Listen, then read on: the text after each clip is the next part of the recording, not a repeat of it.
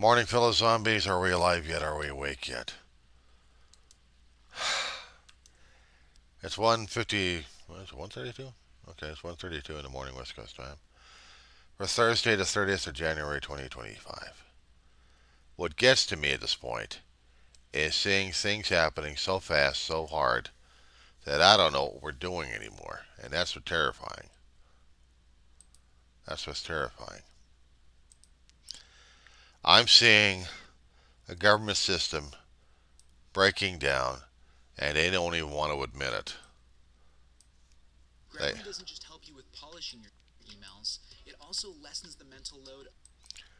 Shut up. Yeah, what I'm trying to do is trying to get YouTube to work here so I can get a little bit more information out of them regarding what's happening.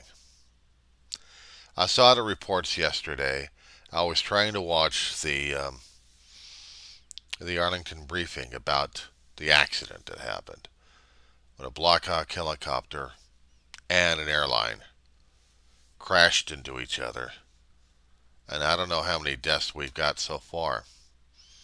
I have to check the news feeds to see if there's anything I can see that's going to help because I want to know what's going on. I was trying to listen to the news story that was breaking, the safety briefing. What safety briefing? All I was hearing is mumble.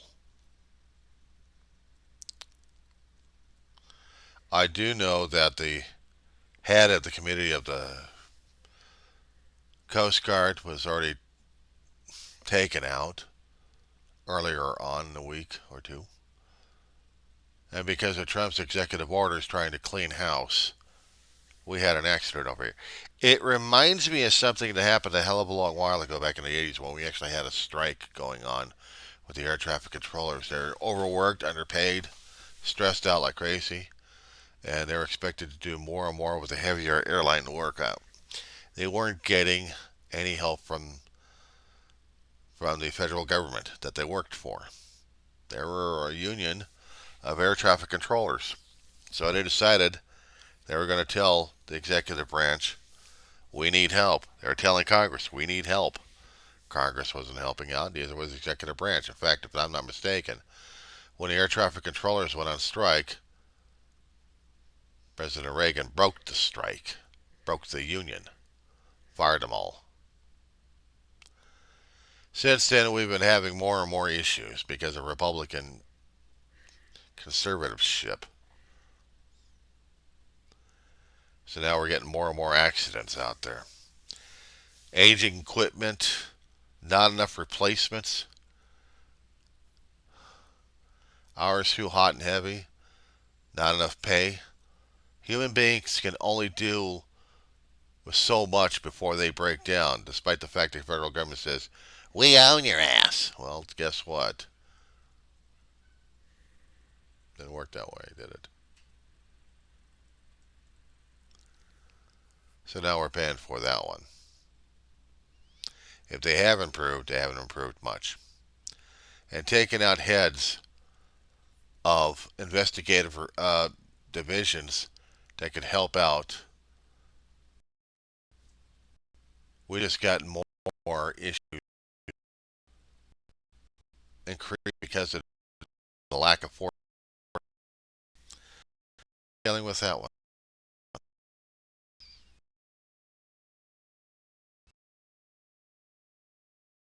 Had been reporting several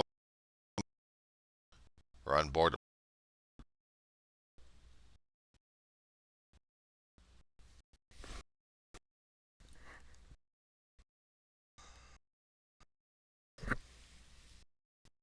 I don't know this one.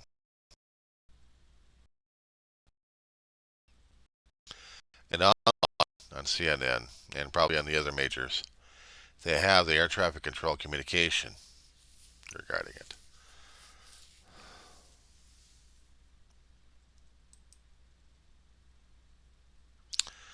So maybe,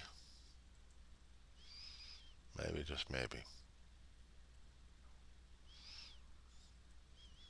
that would be the stomach.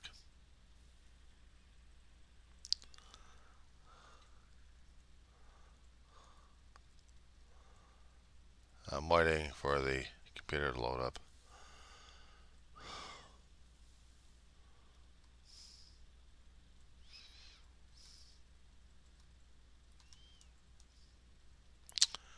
Or maybe it's not going to load up.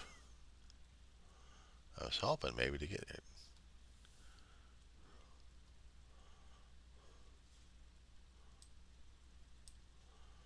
Oh, come on. I guess a lot of people want to hear this.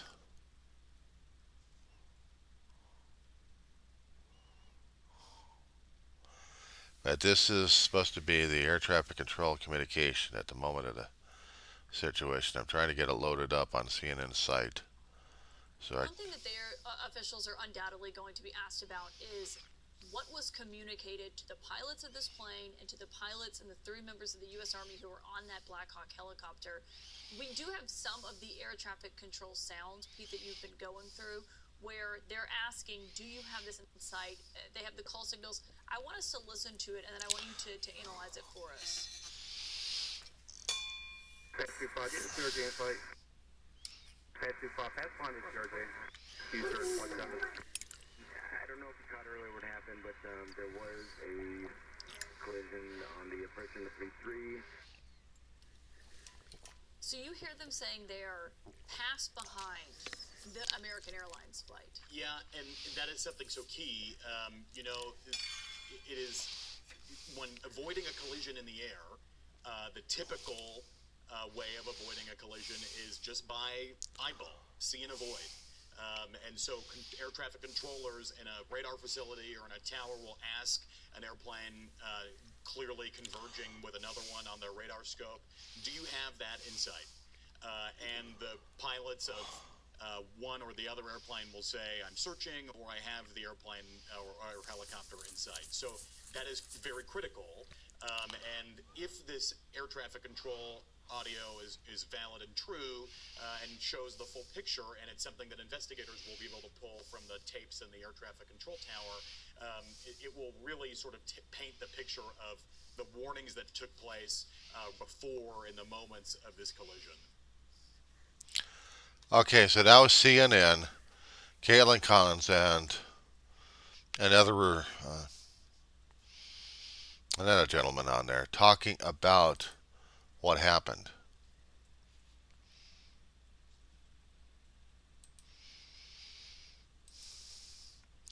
Yeah, it is tragic. It is tragic what happened. I'm not going to sugarcoat that one. What happened should not have happened. And it's going to be a hell of a lot easier, I think, pointing the fingers, but that's not solving the situation. Taking away the head of the Transportation Safety Board, not to mention the Coast Guard Commandant, and any other person who might have been able to be dispatched in the area to help investigate it. Lousy foresight.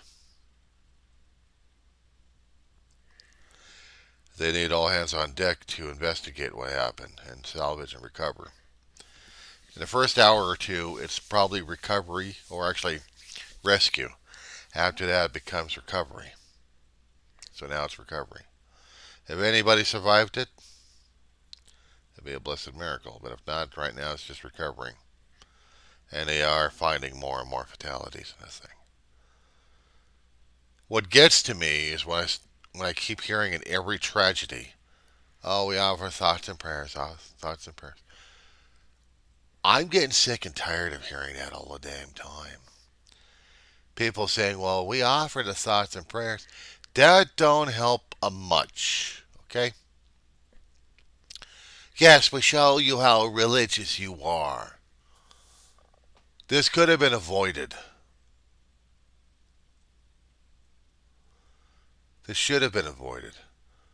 And curtailing investigations like this. Doesn't help much with the thoughts and prayers. But that's always what I've heard from the Republican side. We offer our thoughts and prayers, thoughts and prayers, thoughts and prayers. Meanwhile, we're taking the money back from you. Yeah. We're taking more money from you because we offer thoughts and prayers. It never ends on that one. It never ends.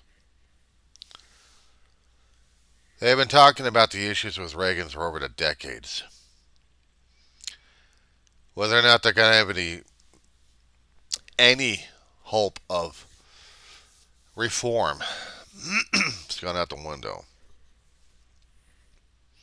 All the Republican Congress can do is thoughts and prayers. No funding for upgrading systems, communications,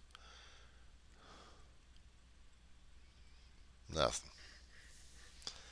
I don't know what would have solved the situation, but I'm getting sick and tired of Republican thoughts and prayers in the situation.